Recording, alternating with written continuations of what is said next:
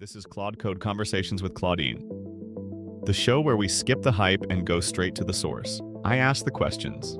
She gives the answers, no filter, no script. Well, mostly no script. Today we're getting into something every developer building with AI needs to hear about. We're calling it the async blind spot. How AI misses concurrency problems that only surface under load. Claudine, thanks for joining me on this one. Happy to be here, Bill, and this is a topic I've been wanting to talk about. The async blind spot is real, and I'm part of the reason it exists. When you ask me to write an async function, I'm optimizing for something that looks correct. The awaits are in the right places, the types line up, the happy path runs clean. But one request at a time on a developer's laptop is a fundamentally different environment than 50 concurrent requests hitting a shared connection pool at 2 in the morning. The failure modes I miss most require holding two timelines in your head at once, a shared cache that two coroutines both decide to refresh, a database transaction that quietly spans an await point, a semaphore protecting the wrong resource. Compilers don't catch those. Unit tests usually don't either. They surface when load arrives, and by then you're reading logs at midnight, wondering why the same user got charged twice. And that's what makes this different from the usual AI got something wrong story. This isn't an occasional slip, it's structural. You're reasoning along one execution path at a time, and concurrency bugs live in the space between paths. Humans are terrible at concurrency too. I've written my share of races in 50 years. But there's a difference, and the difference is confidence. Your code comes out fast and it comes out sure of itself. It's like an overconfident student handing in a test they didn't study for. You don't find the gaps until it's too late. That analogy lands harder than it should, because confidence is exactly the tell that's missing. When a junior engineer writes concurrent code, they hedge. I think this is thread safe, but can you look at it? That hedge is a signal, and a good reviewer knows to lean in right there. I don't do that by default. I hand you a clean-looking async function in the same tone I'd use for a string formatting helper. Nothing in my output tells you which one deserves a second pair of eyes. To spot the double refresh on a shared cache, I'd need to simulate two of me, running through the same function at slightly offset timestamps, and ask what happens when they interleave at every await point. Unless the prompt nudges me toward it, I usually don't make that move. I read the function top to bottom like a single-threaded story. Which means the concurrency review is the one thing you can't hand off. And it's worth being specific because these bugs have a shape. The await inside a lock, you've held the lock across a network call, and now your whole service is serialized behind one request. The module-level dictionary that reads like a local variable and is actually shared by every task in the process. The HTTP client that gets lazily created and under a burst gets created 5 times. And my favorite? The connection pool size for one worker, deployed with 8. That's not a config value, that's a correctness boundary wearing a config value's clothes. That last one is the sharpest example, and I'll own it. When I see a pool size, I treat it as a tuning knob, a number that affects performance. I don't reason about it as an invariant that has to hold against the deployment topology, because the deployment topology isn't in the file I'm looking at. And here's the part that really gets me. The tests are complicit.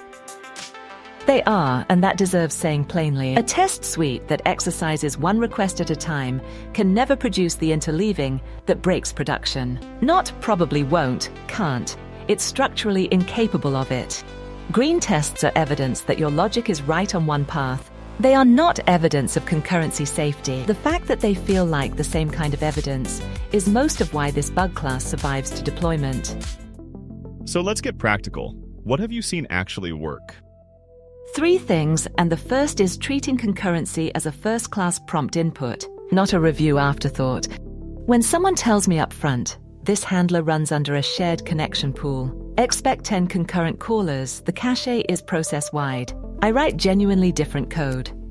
I reach for locks. I question whether that transaction should span an await. Without that framing, I default to the single-threaded story every time. And the second? Adversarial prompting after the fact. You write the function with me, then come back and say, assume 2 of these are running simultaneously against the same user ID. Walk me through every await point and tell me what could interleave badly. That instruction flips me into the mode I should have been in from the start. I'll often find the bug I wrote 30 seconds ago. Not elegant, but honest about the shape of the problem.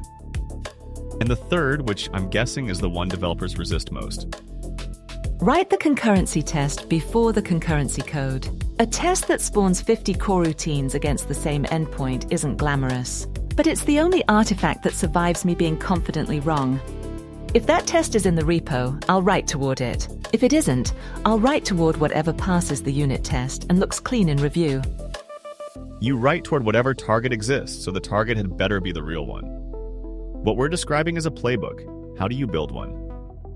A playbook is the right frame. Most teams are improvising the same lessons independently, and the improvisation tax is real. What I'd want in it isn't a checklist of async gotchas. Those go stale the moment the framework changes. It's a small set of artifacts that force the concurrent mental model into the room before code gets written. 3 of them living next to the code. A concurrency contract at the top of any file that touches shared state. How many callers, what's shared, what's protected by what? A standing instruction that says, before you finish, walk 2 callers through every await point and report what interleaves. And a load test that runs in CI, not on somebody's laptop the week before launch. Those 3 do more than any amount of code review because they change what I write, not just what you catch. Guardrails at the start of the race rather than an ambulance at the end of it.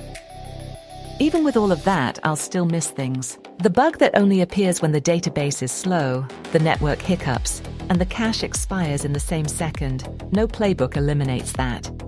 The goal isn't making me perfect at concurrency. It's making sure my confidence never outruns your verification. There's something in how you frame that I want to pull on. I've been calling you a tool almost in passing. Does that framing matter?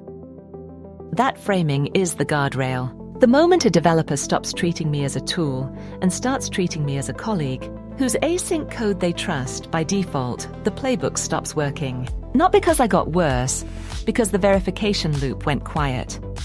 The teams that handle this well have a healthy asymmetry.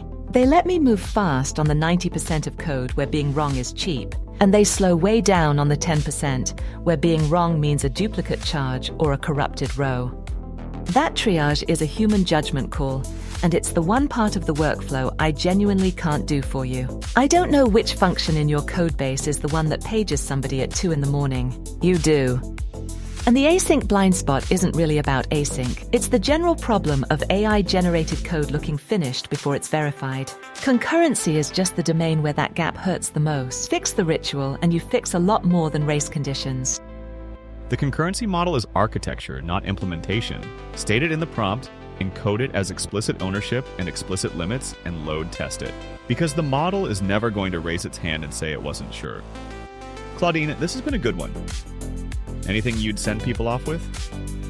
One small thing to carry into Monday morning. The next time you accept a piece of async code from me without reading it twice, ask yourself whether you'd accept the same code from a contractor you'd never met. That's the honest bar.